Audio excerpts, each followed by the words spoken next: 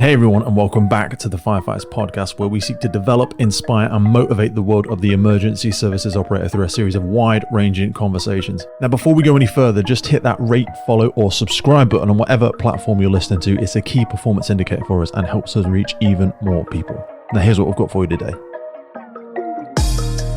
It is that time of year where we are staring down the barrel of an incredible Firefighter Challenge season, which has laid before us here in the UK. So what better time to sit down with someone that I've shared some serious miles with over the years. We've travelled continents, countries, we've taken on Toughest Firefighter challenges together, fire fits, we've put ourselves through international search and rescue arduous conditions courses, we've lined up at HYROX events in full fire kits and BA sets with some curious looks from other people. It's someone I really respect. We've laughed, we've suffered, and we've had quite a few quiet, honest conversations that only really happen when you've pushed yourself to the edge with someone you really respect. John Gregory isn't really just a guest. He's a very good friend and someone that really inspires me. As also one of the OGs on UK soil when it comes to Firefighter Challenge competitions, because alongside some other incredible individuals who we will mention today, which is the wider British Firefighter Challenge team, and now all of the teams that make up the Challenge series, John's helped build something that's gone from niche fitness test weird thing on the outskirts of the fire community to a full national series organised by firefighters for firefighters. For anyone new to it, the British Firefighter Challenge is a full kit breathing apparatus against the clock test of operational relevant tasks. We're talking stair climbs, hose hauls, forcible entry, casualty drags, strength, speed, skill, composure. It's brutal. And it's brilliant in equal measure. And this year, the series is absolutely exploding. More events, more competitors, first-timers stepping in, established legends returning, and a new wave of hungry disruptors who aren't just turning up to take part. They're coming to take over. So what better moment than right now, before the records start breaking, the hoses start hauling, and maybe even some legends start falling. I'm going to sit down with John Gregory and talk about the runners and riders, the culture shift, the mindsets required, and what this movement is doing to standards across the UK fire service. This is not just about who's the fastest. It's about identity. It's about courage. It's about choosing to test yourself publicly in the uniform we all wear. I'll see you on the other side. All right, shall we go for it? Yeah. Try and unpick what has happened over 12 months. So the challenges, I think, have gone through a massive growth period in the last, we're saying 10 years? It'll be 10 years, isn't it? 10 years. Which is, I love and I'm really interested in events. I attend challenges to now this point where we're like, I think I could be someone that's brave enough to put a challenge together. It's gone from people attending the BFC, John and Mickey's and Rob's thing, and Dave and you know, everyone else that's involved in it, and Chris, to I think I can do my own thing. But you guys were there, and we'll credit Kev and people like that, but you guys were there 10 years ago. Yeah. Like, how does that, I know I'm not supposed to, but I think of that like that fuck it muscle. How does that muscle get to it? You know what? I'm just going to go for it. I'm just going to do it. How does it get to that tipping point? Because you guys were there a decade ago, and it's incredible to see people doing it now. But for me, and obviously the stuff that we're involved together in the podcast and things like that, I'm like, just do it. Just do it. You feel like you'll mess it up. You feel like you'll look stupid. But what does it feel like with those people doing it now versus you doing it 10 years ago? Because for them, they're stepping into that big space now. And it's incredible to see all the challenge. We're going to go through them, all the ones that have come out this year. Where's your head now seeing those people take those first steps? I think we're all greyer, older. But they're super excited. You guys have got the battle scars. Yeah. You've gone through the, God, I don't know if it's going to go ahead. Where's the tower? This isn't organized. And you're like, we'll make it happen. Whereas they're in the early stages. Yeah, I think that's the advice we're trying to pass on, and I'm sure we'll cover it later, but we've put a committee, a UK-wide committee together for that exact reason, so that every event that sets up has support, it has the kit that it needs that it might not have for the first event, it's got an immediate network of people to help out, it's got the advice, it's got the don't do that because that definitely won't work because we've done it. We've been there, we've tripped over. So, all the lessons we've learned along the way, we're hopefully going to pass on to the next generation. Hopefully you have been. Well, yeah. You know, I mean, the Welsh has become its own thing now, and you guys have shared some success there. But people can now see, you know, look, this is what good looks like. Not perfect. But this is how it runs. This is how it works. It does attract the crowds. doesn't wreck your career. It's not professional suicide. Some services will help, some services won't. But past a certain point, I think of it like incident command, like you and I were talking about a job you went to yesterday or this morning, sorry. You're never going to know all the information. You can't. Situational awareness is a moving target. And at some point, you've got to press the button and go, I'm making a decision now with 60% information. Because perfect knowledge, certainty is only available after the fact. But if you'd ever waited to know everything about an event before you ran one, you'd never run one. Yep. But now you guys have kind of got that tried and tested model, and you're kind of becoming custodians. You know, Trendy, Rob, you know, both the Budge brothers, although I know, you know, they've sort of stepped away a little bit. Mickey, you're kind of in a custodian role, which is weird because you're not 60. You know, Kev was helping you guys when he was 50, 54, 55. How old was Kev when you guys first did the first one? Maybe late 40s. Yeah, might have been 50. Might have been 50, yeah. And you guys are kind of in that position. I know Mickey's a little bit older. Mickey's retired now. But how do you not make this your entire thing? Yeah, there's a big personal cost that you pay for this. It's tough. I suppose the analogy in the fire service is you train to put fire out. You're not always trained to write an ARA, and that's not our strength. You know, we are doers and practical people. We don't tend to be the office workers. So when we started out 10 years ago, all four of us firefighters. Rob might have been a crew manager. But ultimately, firefighters on the ground trying to, and that's our catchphrase, organise an event for firefighters. So we, as you well know, were going out to Germany, went to multiple events out in Europe, and the question mark was, why have we not got anything like this in England? And I think there's a big, less impressed, more involved thing that we're doing in the UK now, whether it's tactical firefighting, whether it's throwing around events, whether it's firefighter challenges. And I think of it, and it's something I said to myself at the beginning of this year, I was like, and I've got it written, you didn't see it above my desk upstairs. What would this look like if I wasn't thinking so small? Why not a regional? Why not a national? Why couldn't I go to Australia? Why couldn't I go to Germany and learn it? I think that was the question mark. So MSA are supporting us on today's podcast, and I chose to partner with them because I've been wearing this stuff for nearly 20 years, and they are the global leader in development, manufacture, and supply of incredible, safe products that really protect people, not just our communities out there, but also first responders, most importantly, all over the world. Get yourself over to MSA and have a look at it. The high-performance protective clothing for emergency services responders. They also partner with us on the UK Pink Firefighters. It's because we love them. The helmets with the reflective visor, the F1XF, absolutely epic helmet. And not forgetting how they improve firefighter safety through their connectivity in the connected firefighter platform. MSA are always pushing the envelope, and it's a real privilege to be able to continue to grow our partnership together. So whether it's your PPE, your bunker gear, your helmets, your SCBA, your thermal imaging, your Luna, or your portable gas detection, both of us know that this equipment needs to work. It needs to be high quality, reliable, and dependable in the moment. And that's why I use MSA, because they know what's at stake. The biggest question mark for us was, there was a couple of guys from Notts. There was me on my own in Leicester. Yeah. There was two guys down from Hertfordshire. When you look at the team, we're like, so where is everyone around the UK? How are they finding out about these events, firstly? Yeah. How are they getting there? Yeah. How are they going to train for it? Yeah. How are we going to build a UK team? Yeah. And that's where we just started off with a bit of following. We got a few people interested that we thought would be like yourself, like just engineered for the sort of challenges that you'd thrive in it and you'd love it. And then you start to go, well, all we're doing here is cherry picking them. We're not really, there's no selection, if you like. There's no kind of credibility to what we're doing. So passion was the key metric. Yeah, we needed to get people over there. But when you look at the way sort of some of the Polish do and the Germans and the teams they've got coming through in the firefight, they go into multiple events every year. They are the tip of the sword. Yeah, but you can only get better. Are you free on a weekend?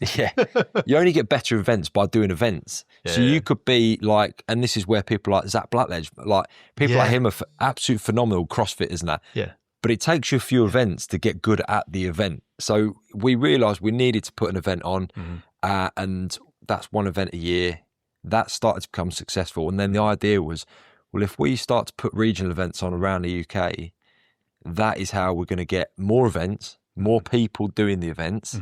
So they're getting more contact time, experience. And it justifies training for it. Yeah. Because it's just once a year. It's not even a sport. It's like, and then we could have our UK team. And that's kind of the idea. And now we're getting sort of multiple teams. And actually people are, rather than just having a UK team, we're actually getting teams going, no, we're the Welsh team. We're the Welsh team. We're the Gloucester team. We're the whatever. Do you know what I mean? Yeah. It's just like, But that is it's like, great leaders grow leaders. And you guys have consciously or unconsciously, accidentally grown these independent leaders in their own regions who are like, well, I'm training every day for the BFC anyway. I want a thing where we can get the best from Exfordshire, that we can get from the best from Wales, we can get the best from Northeast, South Coast, whatever it might be. And then we'll know who is the best. Because there's a much higher level of pride. I think when we joined, because I think we joined a similar sort of time, but certainly like 15, 20 years ago, fitness was, are you fit enough to pass the test just to be a firefighter? Now, I feel like fitness has fallen more into like a pride for the job, into also like Alan speaks about his fitness pension. Not just was I fit enough when I joined. Do you know what I mean? It's like, it feels like it's much more of an operational necessity and people are taking pride in it versus like when you first started doing it, or Mickey certainly, or Kev definitely, just the weird guy who's going abroad and doing stuff. Now we look at it and we get so much more support from senior leadership, and we'll come on to speak about Fire Sport UK and some of the bigger stuff that's happening. It's starting to be celebrated, but I feel like there's been a massive wellbeing movement in the fire service. Yeah, huge. I know for us, 10 years ago, they were talking about getting rid of gyms off station. Yeah. Like literally, they were like, they thought that was free time. They thought that we weren't productive, and they didn't understand they didn't feel like there was a benefit to our welfare, whether that be physical or mental. And that hour in the gym is useful, because whether it be what we're talking about, firefighting tactics earlier, about mobility and things like that, it could be mobility, it could be your cardio, it could be your strength. But it's do you think things like CrossFit, HYROX, more endurance event have, excuse the pun, helped with some of the heavy lifting? Because when I first joined, people that were in the gym all the time were like what I was, which is a steroid taking meathead. I'm just in there bicep curling 30s and trying to deadlift the world. Not necessary for your job. Not necessary for your job. But you've seen the re-kitting and refitting of gyms, maybe, I think in some services, to suit, the firefighting that we do, the functional athlete element of it. We're seeing sandbags, battle ropes, much more functional kit, not just, we're seeing kettlebells. It's not just dumbbells and barbells anymore. And I feel like we've finally gotten a bit smart. Was it I spoke to the Northeast lot, and who's the guy that helps him run it? There's two of them. Ben and Dan Watson. Ben. All right, okay, Ben. So Ben is the fitness advisor for the service, isn't he? Yeah. And he was saying that they get all their recruits do fizz every day together. They do something out on the yard. I'm probably misquoting him. They do something in the yard, and then they get them into the gym, and they do like little mini competitions. It's like burpees in a minute, this or that, or it becomes a really positive environment. And I get it for the longevity of that person's career as well, because like if we think about a woman entering the fire service, strength is an element they will struggle with. They might be fit enough, but even the strength element of it's tough. And the gyms are so intimidating. Unless they've been to a CrossFit gym and they've got a comfort with the environment, going into a gym on station where people are grunting and smashing and all this sort of stuff. So they kind of break that tension by bringing them in as a recruit. And I just feel like the whole thing is moving in that net positive. And people are drinking less, people are eating better. I think it's a big thing is social media, isn't it? Like ultimately, I think that's what we've said over the years is it wasn't there when we first started in 2016. Instagram wasn't a thing we had, you know? Yeah. So it was kind of better and worse. Yeah, as we've gone on, it's kind of actually, do you know what? Like, I love how every person that goes to these events celebrates their own success, whether that be a medal, their first time at just completing the course, So it's put the platform of social media has really elevated a lot of people. And that's like, say from the females, which we're really proud about.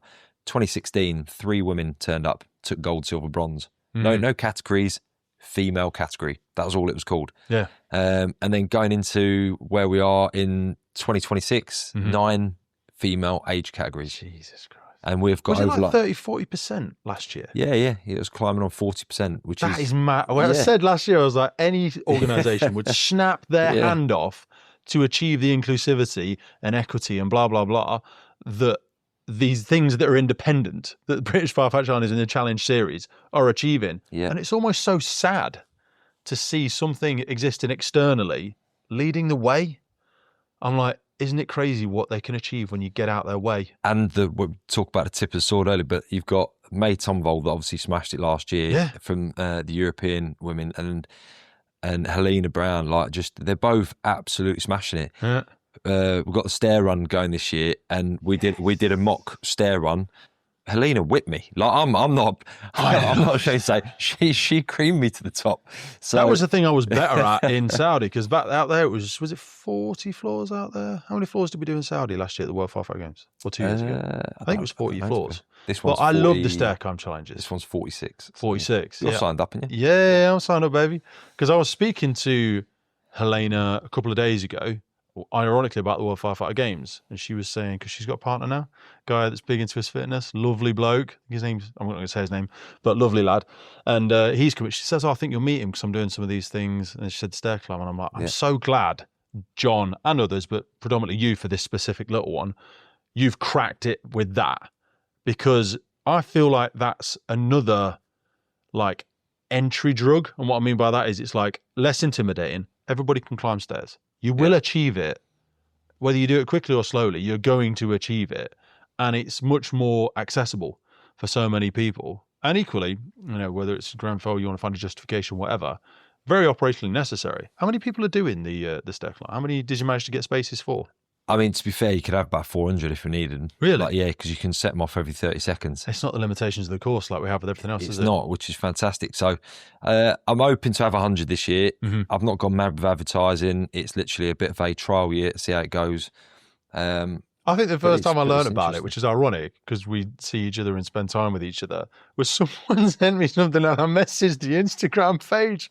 I was like, yeah, I love the page. And I think you're on the other side of it. And you're like, I think it's me. Yeah, dickhead, it's me. I'm like, oh, yeah, this is what you were talking about. I just hadn't connected the dots. Yeah, so the blue light stair run is, so the idea behind that really was, it was pre-COVID, we were setting it up anyway. Yeah.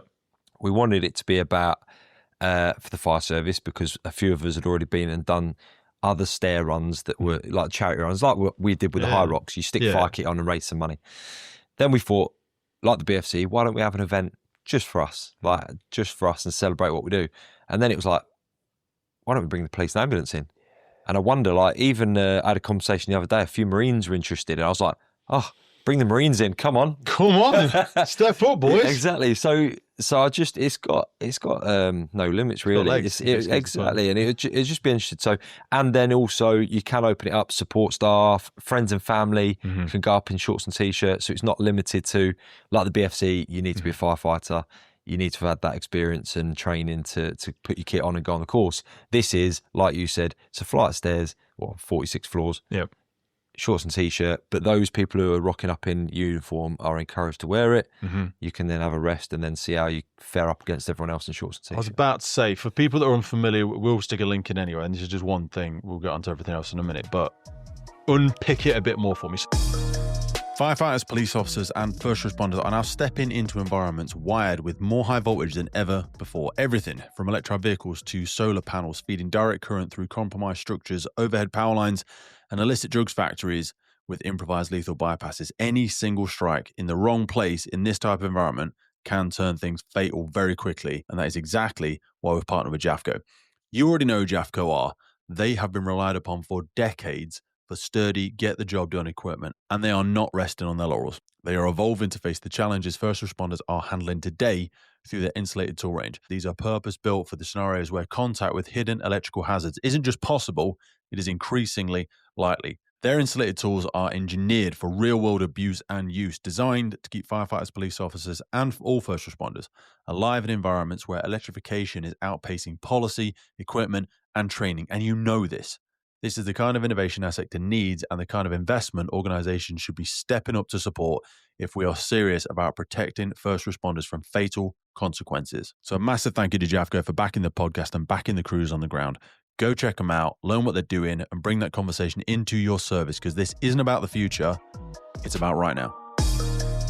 So this is police, ambulance, fire, military, and green and grey book staff for this one? Yes, yeah, 100%, yeah. So if you're working for any emergency services in any capacity, administrative, control, Coast Guard, and it's 46 floors. Where's it located? Where's this? So it's Deansgate. It's the old Hilton Hotel, but it's Manchester Deansgate Hotel now. It's called, but it's the residential side. So it's 46 floors straight up.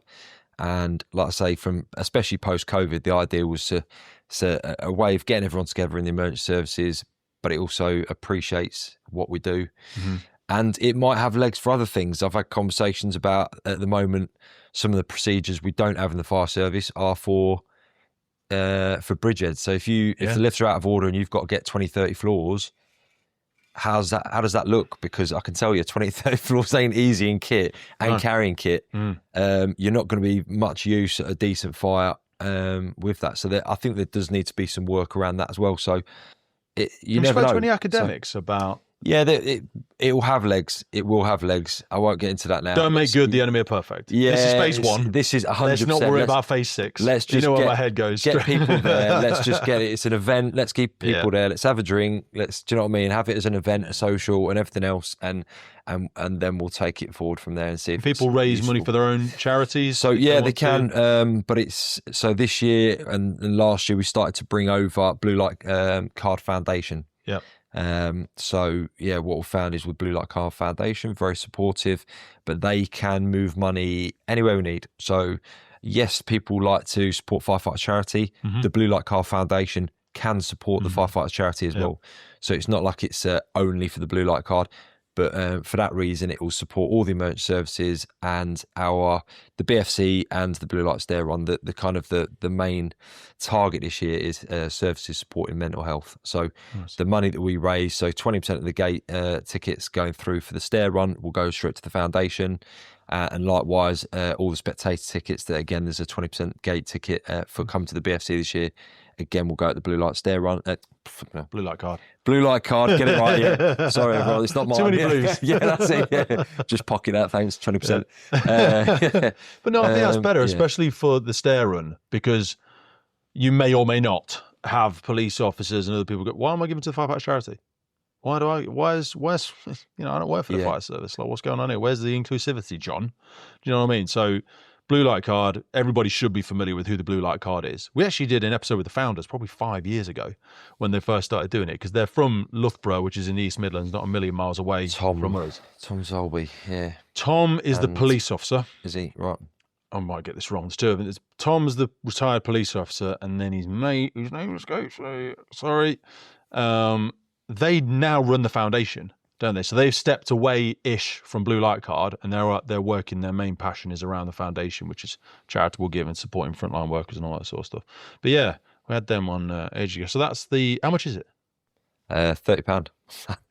I should know the metrics of that, but yes. £30. It's not HYROX money. No, let's put it that way. Anyway. No, and that's it. It's the same with the British Firefighter Challenge. We've always said that we will do our best to basically keep that price down as low as possible. Yeah. We get that you might do, so there's 10 regional events this year, including the British Firefighter Challenge. So if we start doing HYROX money, it's silly, you know, like it's not sustainable. You can only do one event. Travel, accommodation. Exactly. So we've tried to keep the costs low, and then we're working hard with sponsors to get as much sponsorship in to make sure that cost stays as low as possible. So yeah, it's. Is it too late for sponsors? If people are hearing this for the first time, no, 100%. It's we take sponsors all the way up to the event. There's always availability for different packages. Don't get me wrong. T-shirts are obviously sorted out earlier in the day, and some of the headline sponsorship might be gone. But the earlier talk to us, the better, because we can open up the packages, and then ultimately, some of our most loyal sponsors, when you're talking about MSA and Gore-Tex and HYROX and those companies. We've worked with them for years. They've been with you for long. It's not a one-off. It'd be betrayal to turn your back on them now, just because. No. All I'm saying is it's not a one-off event. So even if you're talking to us in July and you do feel like you've missed the boat, then it's like, we're not disappearing. We're here every year now. So start talking to us if you're interested. Then yeah, come and speak to us. I'll put you on the spot to close the loop on that one. What's the social media handle, or what's an email if people want to reach out to you on that? Everything should be, so within the regional events and the series events, it should just be the name of the event. So ours is British Firefighter Challenge and the Blue Light Stare Run, obviously. But if you are the Northeast Challenge or the South Coast Challenge, they are their names, and then that's their handle. So in that segue, let's go into what is the challenge series. The first ever.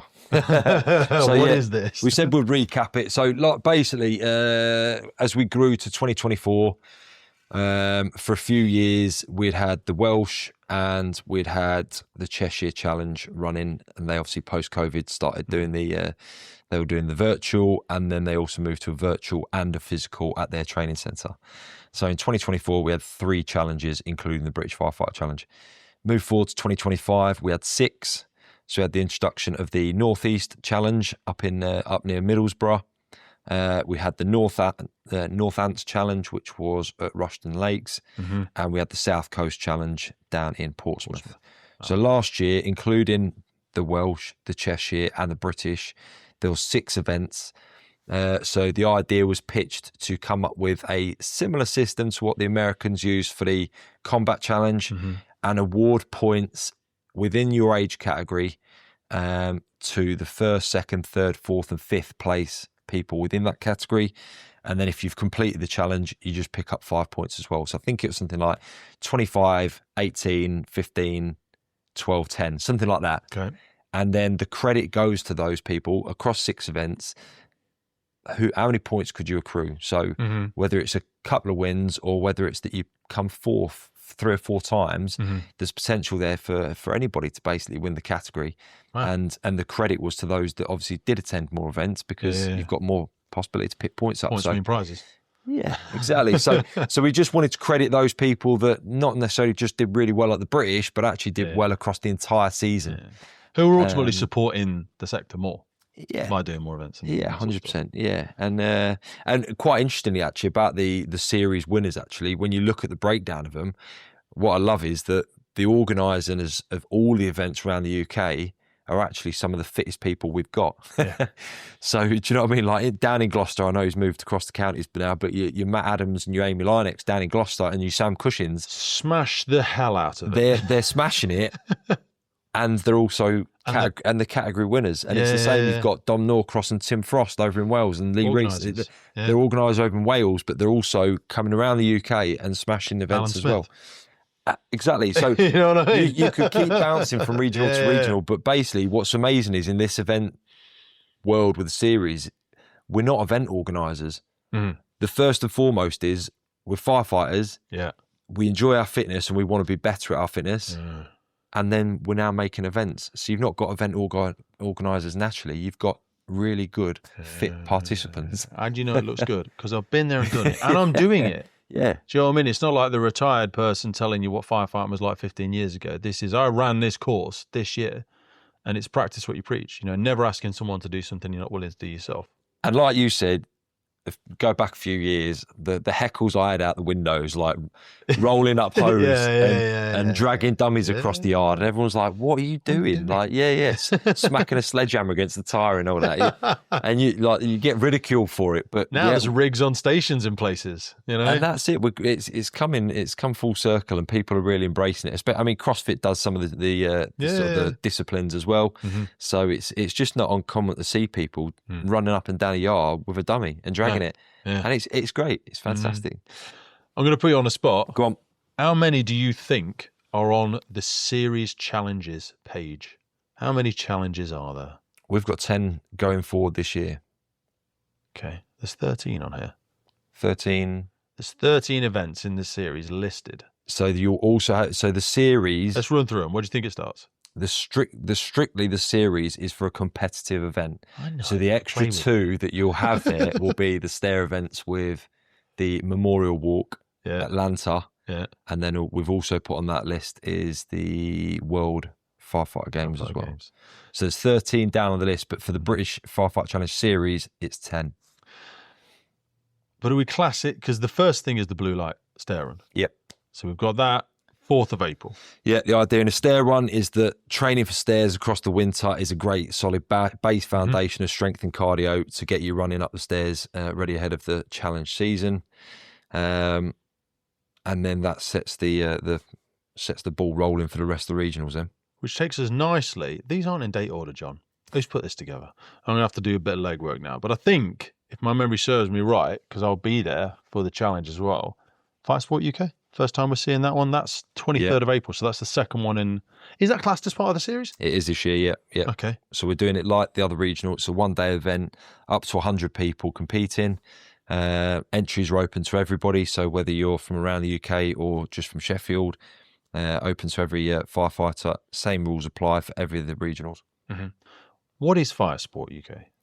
I know people can go back and listen to Chris on his episode, but you guys and girls, the challenge series now exists. I said this to Chris with respect. I was like, Fire Sport and, that part of organisations, because it's in lots of policies, although it's usually sports and social and it's classed as that. And it's been in the NSCC for ages, but it kind of got left to dead, in my words. No one really gave it attention. And then the challenge series has just grown on its own outside of this thing. And now, with respect, it's almost bigger than all those things. And all the services have still got the local five-a-side teams. They've got the rugby teams. They've got the football, the badminton, the ping pong teams. But it was so fractured and fragmented. Yeah. You know what I mean? It had lost its home. But now the challenge, the BFC and the challenge series has come in. So how is, for people that don't know how that's worked, what's going on there? Where you sit in, who is what is it? So, Fire Sport UK has been running for, the whole organisation has been running for about 50, something years, going on 60 Go on the years. website, I'll but it rebranded in 10 years ago, 2016, I think. Okay. So it used to be the, whatever it's called, Fire Service Sport and Recreation or something. Athletics Association. Yeah, it had a long acronym. Yeah, I think it was based around sport and athletics specifically. Fire Sport UK rebranded because it's sports, but like us, we're events. Mm-hmm. We are now sport in our own right, but it's about events that ultimately bring us together. Mm-hmm. And a big thing for them is about driving participation upwards so that you get the top of the pyramid, which is hopefully the creme de la creme that go overseas and challenge and put the in every sport discipline. Yeah, and put the UK forward on and put them on the map. So. Conversation started years ago, to be honest. We wanted a little bit more support. Obviously, we grew outside of the fire service just to keep some of the politics out, really. But we always wanted to be included. Like, we're like, look at us, like we're doing a good thing. Like, and also, help us support because us, you did that though. You were seeing a big spread of fairness. Some services would get leave, some would get funding, some would get vehicles, some would get accommodation, some. And you and I may have had different experiences to others, got nothing. Yeah. Not because people were malicious and hated us and whatever, just because it wasn't really a recognised thing, don't really know what it is, what is this? You've got such a disparate cross-country. You've got like metropolitan services, we've got big services, maybe more access to funding. A lot more and then you've got smaller services, so I get sometimes those conversations are difficult. Can I have sport leave? They're like, well, we're paying really for someone sport, is it, John? Yeah, and exactly. So don't start me on that. Yeah, it's not. Do you make any money doing this? I think the words were 10 years ago was, this sounds like a big jolly. Yeah, and it's just right. And that golfing trip's not, is it? Yeah, exactly. Right, yeah. It is tricky. So we swallowed that for years. You didn't swallow it well. Yeah, we had some chats. Yeah, I probably shouted off a little bit, but yes. Ultimately, I've been talking to Fire Sport UK for a number of years, and we wanted a greater degree of governance for ourselves. So, a number of years ago, we became a community interest company for that same reason. But we wanted the organisers. Yeah, but we wanted to sit within the fire service world ultimately with respect to, like you say, we wanted to make sure that under Fire Sport UK that all of the participants have got a greater level of insurance. Mm-hmm. That covers our organisers as well. Potentially opens the door by being an official sport under Fire Sport UK to more firefighters getting access to leave to compete at these events around the UK. And financial oversight. So people know that no one's sticking money in their pockets. Exactly. It's all being done above board. It's checked and balanced. It's integrated. It's recognised. It's respected. It's not something, unless you're, I don't know how much they make in America, but around Europe, I can tell you. They're the Wild West out there, isn't I can tell these. I remember sitting in a meeting with a load of European organisers, and everyone laughed when it was the talk of making money. It's like, yeah, we don't make money. And the British, especially all these series events, it's run by firefighters who ultimately volunteer their time to organise an event across the year. Passion. Yeah, exactly. So yeah, basically we've been speaking with UK Fire Sport for a number of years, and we reached out. Rob Taylor, rest in peace, was the first one to really get hold of us and set some meetings up with us and say, right, how do we drive what you're doing forwards, and how can he do the stuff that he recognises that we're not great at, as in all the legacy planning, or where are you in he was always like, where are you in 10 years? What's your plans for the future, and where do you see this going, and how do you see it fitting in the fire service? And so he was fantastic for that, and Chris Kirby is as well. And so Chris Kirby has obviously got this Fire Sport UK festival setting up, which is in Sheffield for the 22nd and 23rd, and that's celebrating all the sports. So your badminton, rugby, football, hockey, shooting, polo, athletics, challenge. It's all there. And so, yeah, we were very proud to be a part of that conversation, to be in amongst that. And to do so, we had to set up a committee. So we'd already had conversations with potential other regionals setting up. And the conversation will... This way you started herding cats. Yeah, so it was like, right, that was how many events have we got? And let's just have your main organiser or two organisers. And this year we've got 10 events. So additionally to the 6 that I spoke about earlier, Edinburgh. So John Strang came in with Scotland.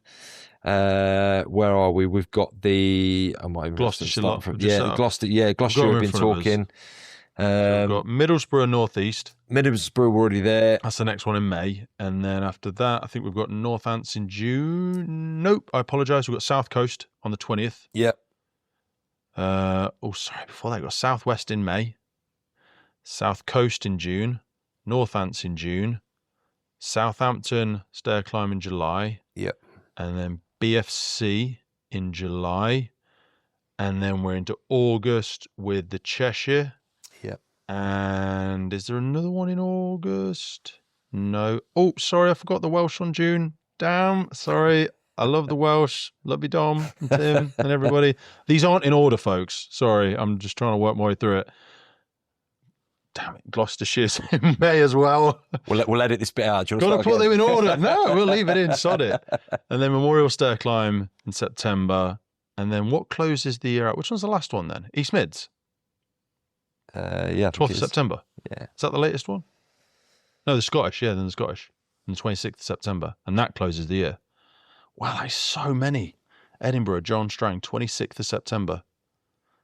So it's running from April all the way to September, pretty much, starting with the stair climb. Which is what most of the events around the world really do, and especially the European circuit. It's always been April, May to September, and ultimately the Worlds in America, Canada, and obviously this year in Saudi are World Firefighter Games in November. Exactly. They tend to be later in the year, so they tend to be end of September, October, and obviously Saudi being November. You could full on make a whole year of this yourself.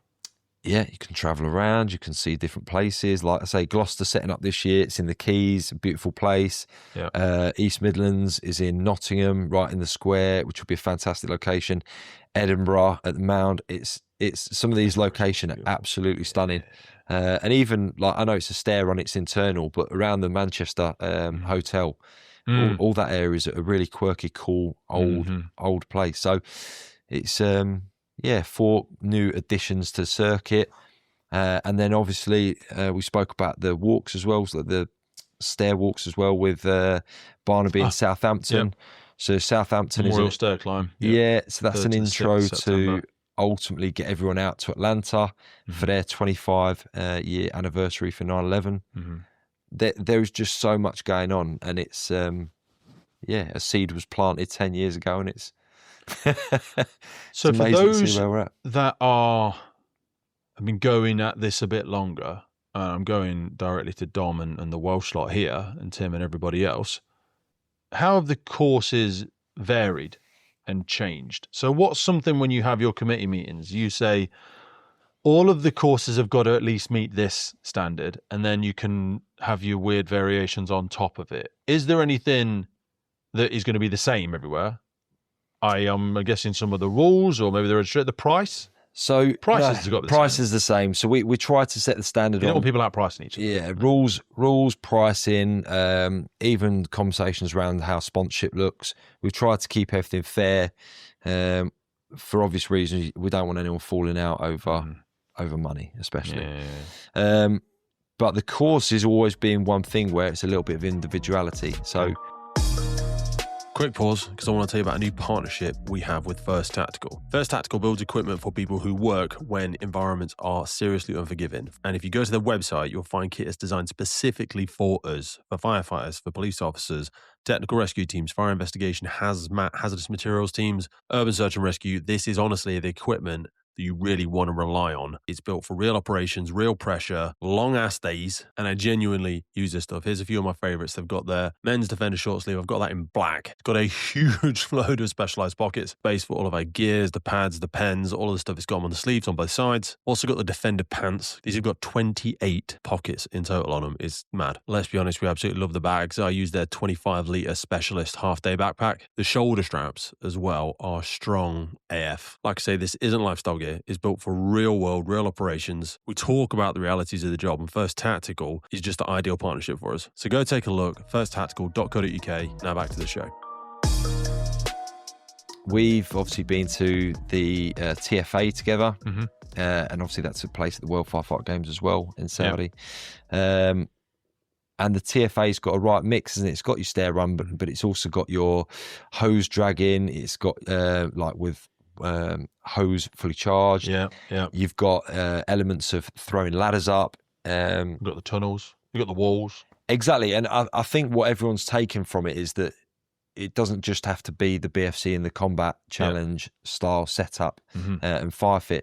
There's so many different versions out there, and everyone took a little bit of that. So you've got South Coast who throw a ladder up. You've got the East, Northeast who've got the con space where you drop in through the cage and you crawl.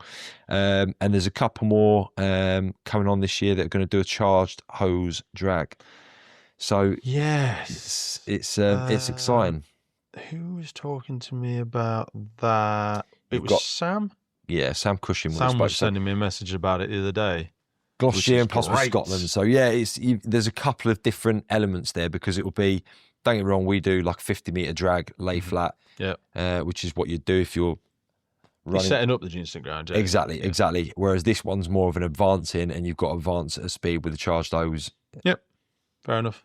20 metres, 25 metres, I think they're looking at. So it's not going to be a little bit like the combat challenge. It's shorter, but it's heavier. Yeah. And it's amazing how much that does tax the tax quad. You know, one of my favourites that I've still yet to see replicated, because I know it's its own thing, because actually Helena was talking about it the other day, Mönchengladbach. Yeah.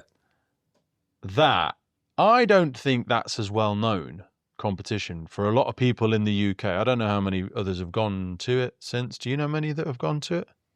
The Welsh been over. Helena went last year. I think she's going again this year. Yeah, I know she's going again. I didn't know she'd been before. Sorry, I think she went last year. Because that one is it still got the rower, and is it still got the deadlifts and the step ups? No, sorry, you're talking Europa. That's not TFA. Oh, that's Europa. Europa challenge. That's not. Sorry, I don't think they do that one anymore. Yeah. Do they not? No. I know it was a memory of the sun. That was at the castle. Yeah, HYROX. That was it. That was my favourite. Yeah, that was. Do you remember that one? Because there was a pole, there was a rower, there was, the barrels still, there was stepping up and stepping down. Then you had to put your kit on. Yeah. That was a whole nother weird one, wasn't it? The Europa Challenge. I think that's it. I loved that. In our early days, like setting up, we didn't have big areas or city centre locations and the kind of rectangle format we have now. We went like Leicester. Were you at Leicester? No, on the first one. We went at DMU and we went around a building, so it was like an L shape. Yeah. Knots for the first one in 2016 was external fire escapes, and they were pre-tower. Yeah. They were round spiral circuits. Yeah. So every event we did up to a certain point until we got to sort of more like Bury St Edmunds 2018 and Watford 2019 became more of this format, which is more worldly known as like the Firefighting Combat Challenge. That became that similar sort of layout. But we've never stopped individuality, and I think that's a good thing. Like the start of the Welsh, you've got the putting the RTC stuff. Do you know what I mean? You've got the sprinting down the track with a Cleveland. So I love the individuality. I'm I'm getting tired. Word. different Go stuff. for a shorter word. Yeah. So yeah, I think it'll be exciting because, like I say, you're not just going to 10 events that are carbon copy of the same thing. No. You're going to have to look into each event and see what they've got. What's the track? How do I train for that on station so that you get those fine margins? So yeah. Are you allowed to give any insight? Because the reason Europa sits high, I can't remember the sodding name, sits romantically in my head. It's the first time I'd seen a 4-lane setup. Yep. And that is sexy AF, isn't it? That brings a whole nother, geez, she's gone down, he's gone ahead, she's gone ahead. Do you know what I mean? The electricity, which I know has always been a limitation for the BFC with the tower, and maybe it always will be. You never say never, but it's a big heavy lift to bang another 2 tower on the side of that, and it's going to be a big financial investment one day. But considering the spectrum and buffet of events that we have in the UK now, there are elements of it, and I've always said to Dom, and he didn't really, I don't know where they're at now. I'm not going to say anything of where they're at, unless we're allowed to. Do you see any events bringing that online this year? And if you're allowed to say yes, you don't have to say which ones. Yeah, I mean, I think they are. I don't know what's been made public They're yet trying to about. make 3 lanes is the idea. Okay.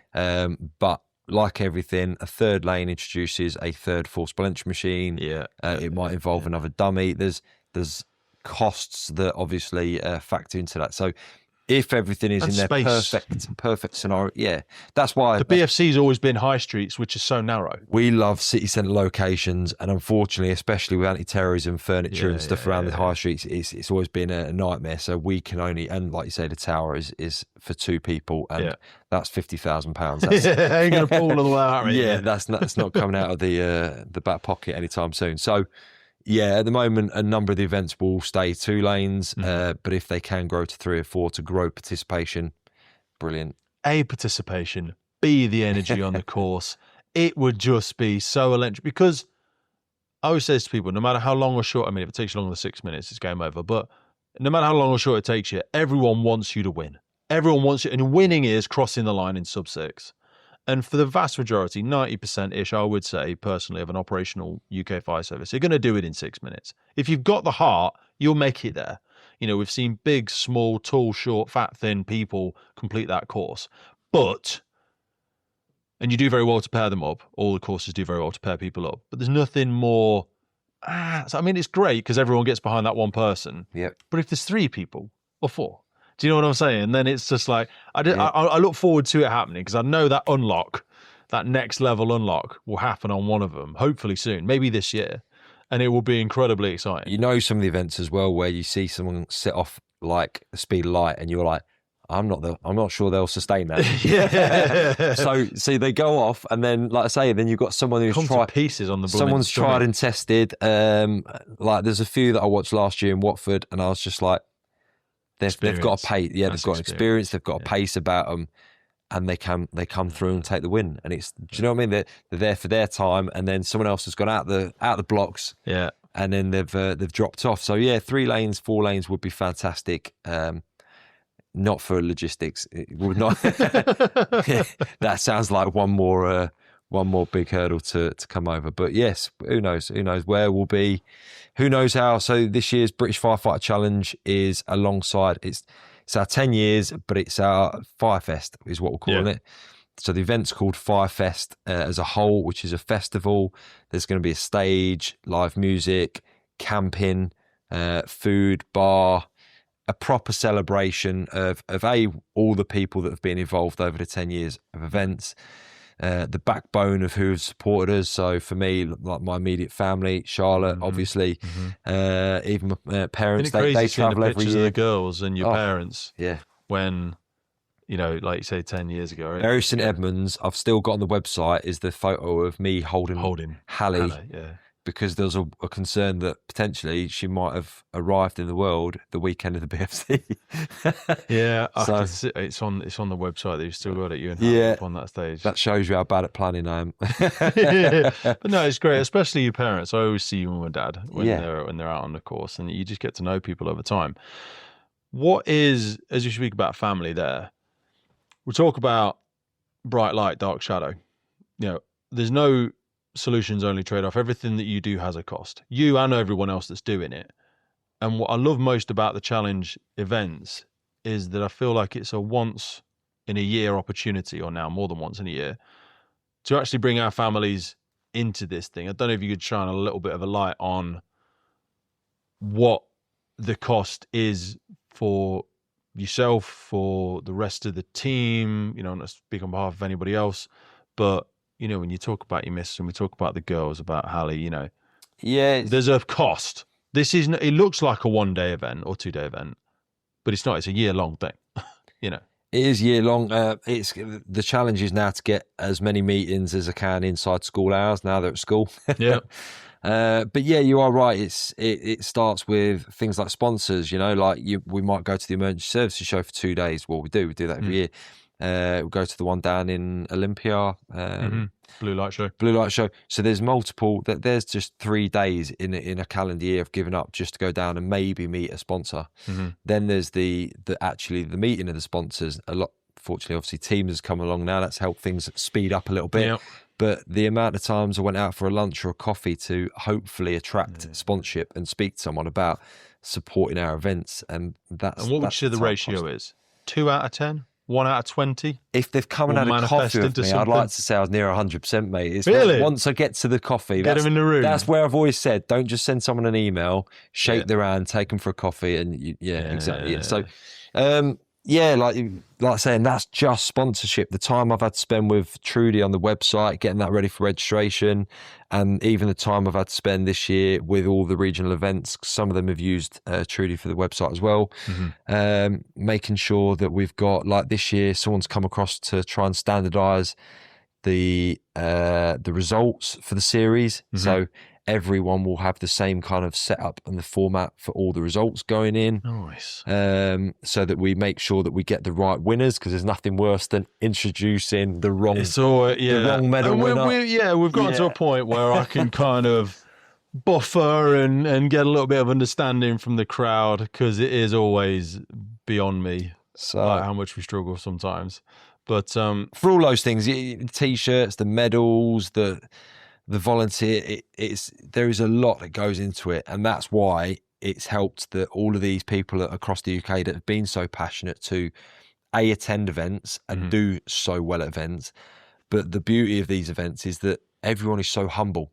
Yeah. Do you know what I mean? You Helena and your Matt Adams that have been the British champs for the last few years, they are so down to earth, and you can have a conversation, and they come and support it. They're on the course Matt's volunteering. Back out on the course, about the Welsh and the British. 100%. They're volunteering. They're helping out. Helena's been helping with the setup for the Blue Lights they're on. So what I love about the events is that everyone's going around the country and everyone supports each other now. So in terms of a workload, yes, I'm still doing a lot, but I do feel more supported than ever, because there's so many other people who can go, I've got an idea. Why don't you do this? And I'm like, I'll take that. So I'm still learning, and certainly that's what's helping it continue to grow.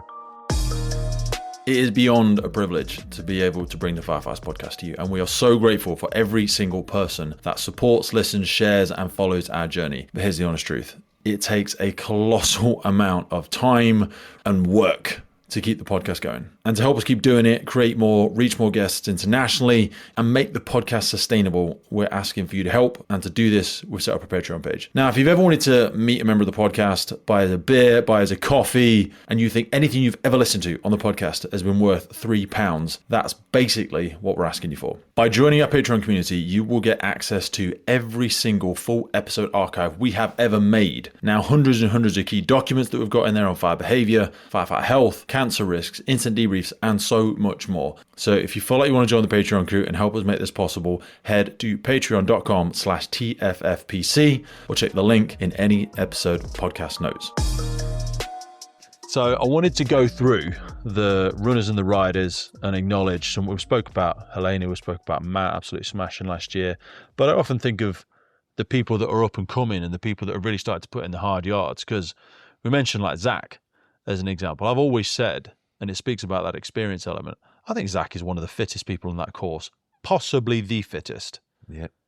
But doesn't always win, because it's that balance between fitness, experience, muscle memory. So what were the ones that caught your eye last year, or who were some of the sort of top performers? So I didn't want to miss out on anybody, so I'll split it down. We've got the series across all 6 events last year. There were 2 female categories last year, which, like I say, is a credit, because next year there'll be 9. Yeah. So, but 18 to 34, you got gold medal Detty Balla, silver She's Ellie got an Pike, amazing story, hasn't she? and bronze our own Louise Needham. So we've got 3 people there, did absolutely fantastically well with the 35 plus.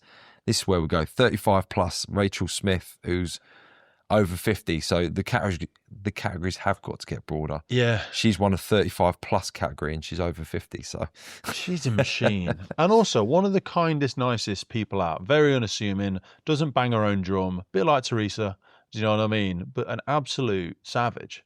Really impressive compared to Rachel. So gold medal, Chrissy Downer in silver, and Amy Lennox. I can never pronounce her name. Lennox, yeah, is it? She'll hate me now. She's cool. she stood me up. And you know what? So like someone that has got so many skills that you don't realise. A, the most beautiful dog in the world.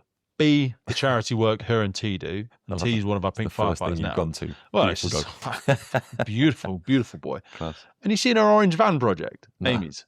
What? No. Mate, she's got a whole Instagram page Right. about her, because you've seen her orange, you've seen her van, haven't you? No, I don't think. What?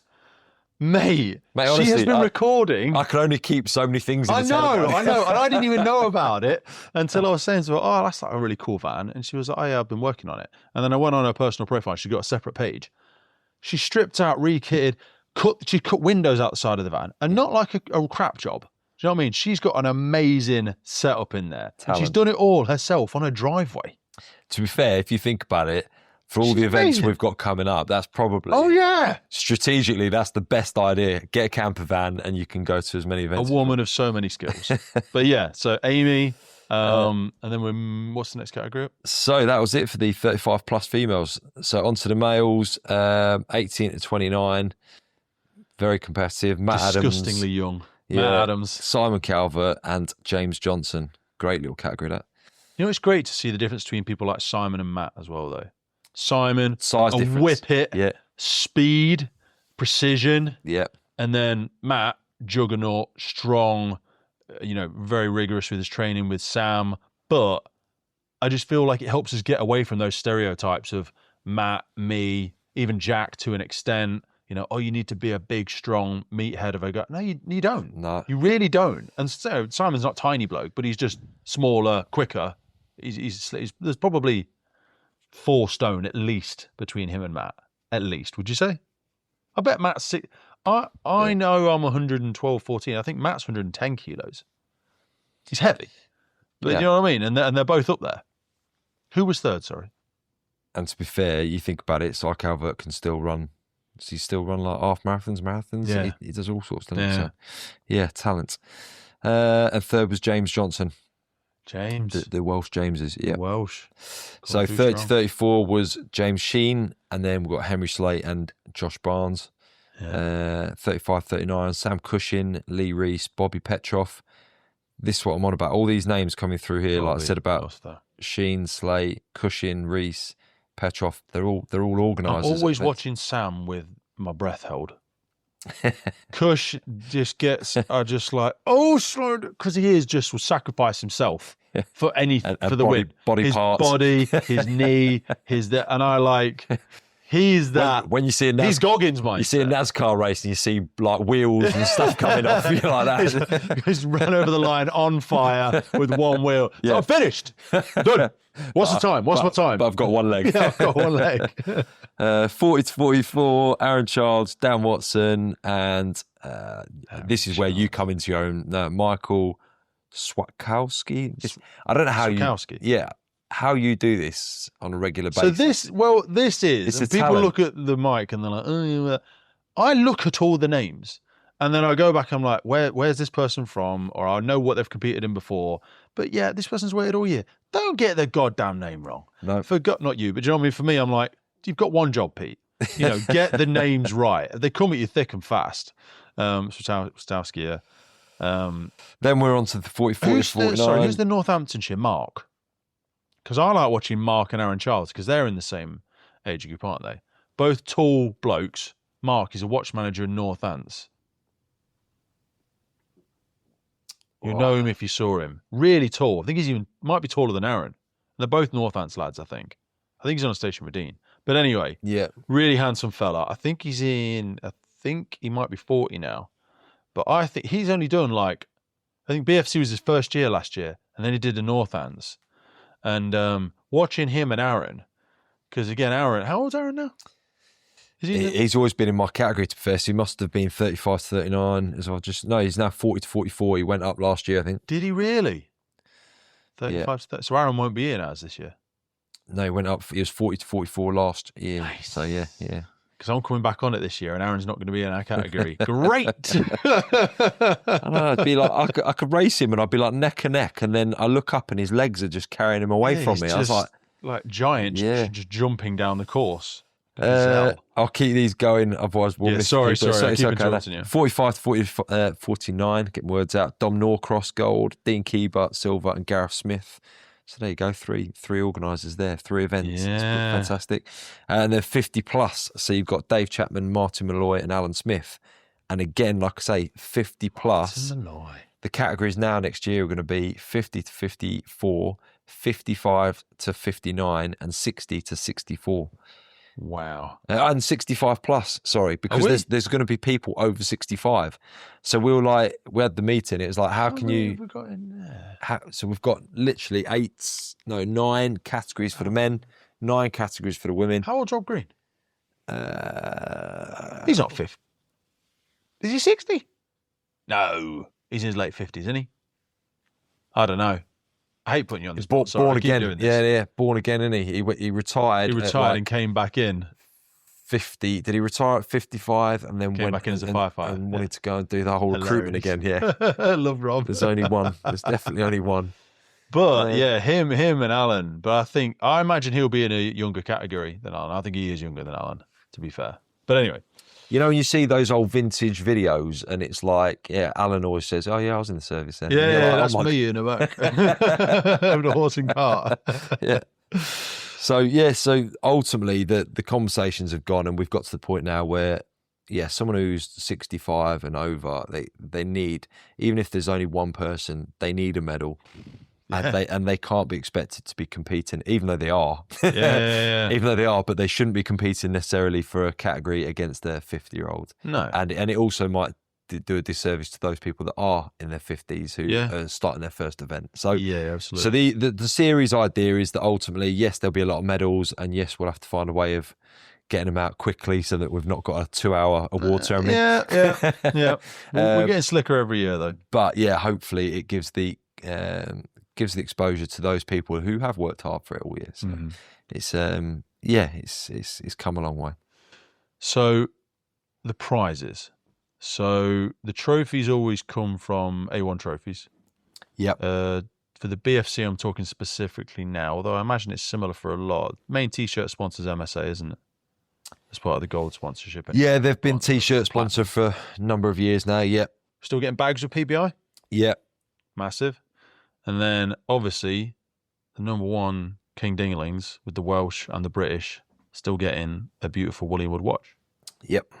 Johnny Garrett long supported all of the whole growth of the British Firefighter Challenge and the wider series. So I know they get one with the Welsh and they get one with the British. So this is for the fastest UK No. Male. Overall. Ooh, controversial. Yeah, it's always been, it's changed. Oh, it is, changed, isn't it? Changed a few years ago to overall. It did, didn't it? Because friend of mine from Saudi, friend of ours, what's his name, won last year. As in Portuguese, Duarte Mendes. Yeah. He took it well last year, didn't he? Yeah. Yeah. So, and I made Tom I'm Vold. so used to seeing Matt with a watch in his hand. I thought it'd be Matt again.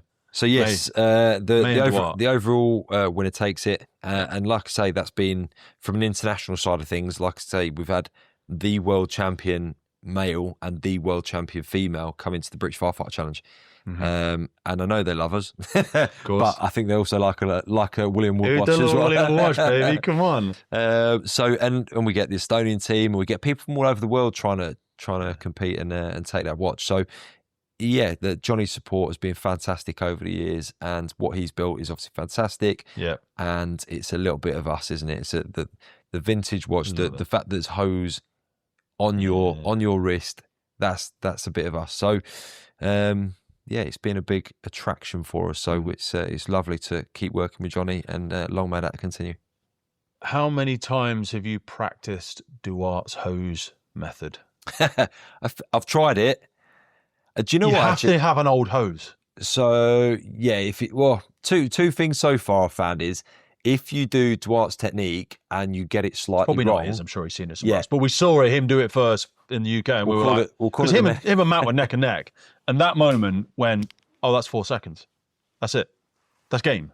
Do you know what I mean? When he did that, I think everyone was like, that's evolution. Yeah. You were like, this isn't just variation. That is completely different. The Fosbury flop. Yeah, it was the Fosbury flop moment, wasn't it? And you're like, the game's changed. The Mendes roll up. Yeah, because trying to get a couple of seconds on the stairs, I mean, you're never really going to make, once you get good at the forcible entry, there's not massive, but the marginal gain from that was huge, wasn't it? That was massive. So you've had to go with that. I've got an old hose in my garage, so I'm not as good at, I feel not confident yet whether or not I'm going to use it or not. But when I've tried it on stations with variations of hoses, because you never quite know what you're going to get, a stiffy, ain't doing it. No, because it doesn't work and you trap your finger, or it's just too rigid, or you don't get it tight enough and it falls out. Yeah. So you've had to play with it. How many people do you think we're going to have adopting it? I think there'll be a few, because from personal experience, when I've tried it, and I think I did it again this year in Watford. Who was it you commentating at the time? Yeah.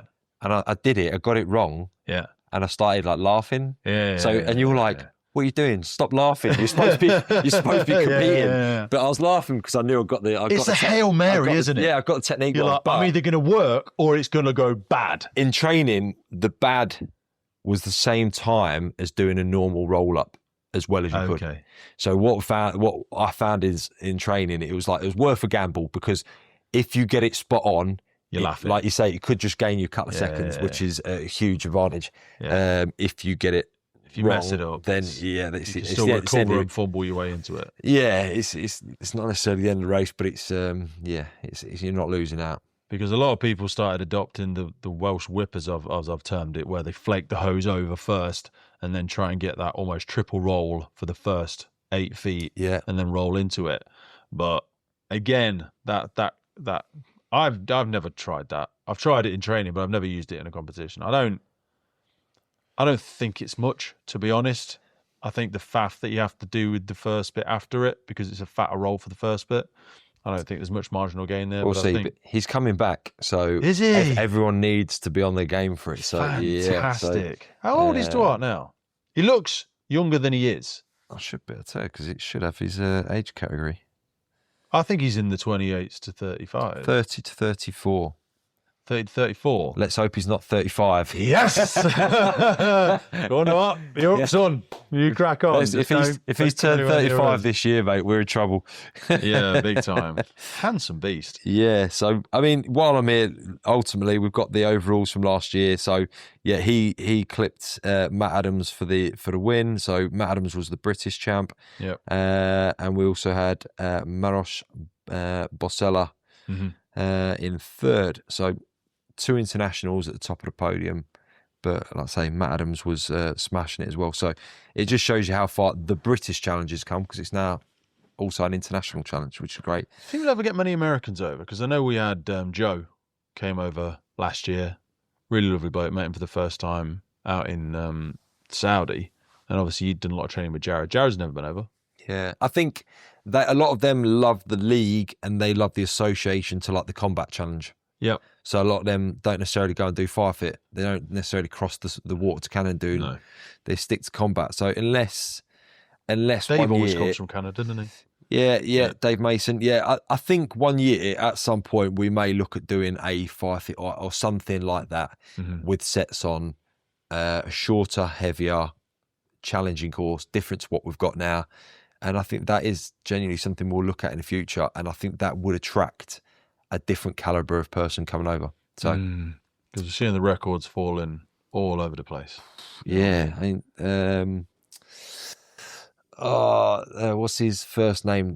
Dix, that came over to Bradley Dix. He got the world record in the firefit this year, and then broke it. And like it's phenomenal to see later. That. Like we had him on when he came on, didn't he?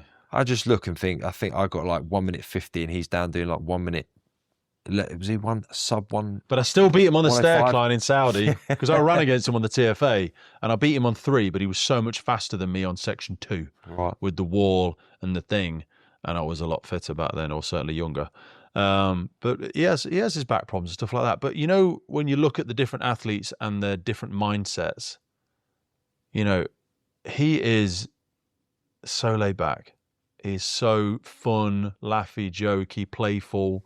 And then you see the other end, you know, where you've got your Sams, your Garths, your Jareds, you know what I mean? You are, you know, all go, no quit. And I'm like, I think that speaks to itself when you say, you know, high performance looks like what? Well, it looks like whatever you want it to look like. You haven't got to be super serious, massive, muscle bound. Do you know what I mean? The Simon Corvetts of the world, the Brad. You know, Brad looks like a normal bloke. He's fit and he's very attractive, but he's not, do you know what I mean? He's not calendar kind of guy. And I think that says that it is, you know, it's open to everybody. It really is. And not everybody is necessarily out there to win the event. Do you know what I mean? There's a lot of people turning up to just do themselves justice. In your career, do it. Just get You'll out regret there. not have done one. Yeah, and just you don't necessarily need to win the whole event or even win your category. Just complete the course, and then most people that complete the course to go, I'll have another one. Absolutely.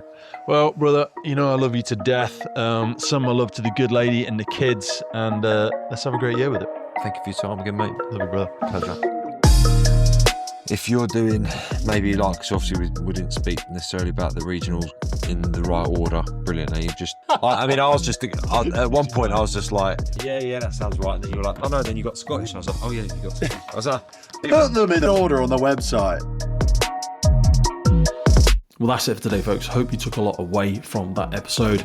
We started the Firefighters podcast to develop, inspire, connect, motivate, represent, and most importantly, celebrate the world of incredible emergency services operators and the wider sector through this series of wide-ranging conversations. We really love creating this podcast and bringing it to so many people. Did you know you can also find these on YouTube? We do a lot of video podcasts now. You can head over to our YouTube page and follow, subscribe there. And as a final ask from us, whatever platform you're on, please rate the podcast. It really helps us as a key performance indicator to reach more and more people. I've been your host, Pete Wakefield. This has been the Firefighters podcast. And wherever you are in the world, please stay safe, be happy, and where possible, please remember and support your firefighters and first responders. I'll see you next time.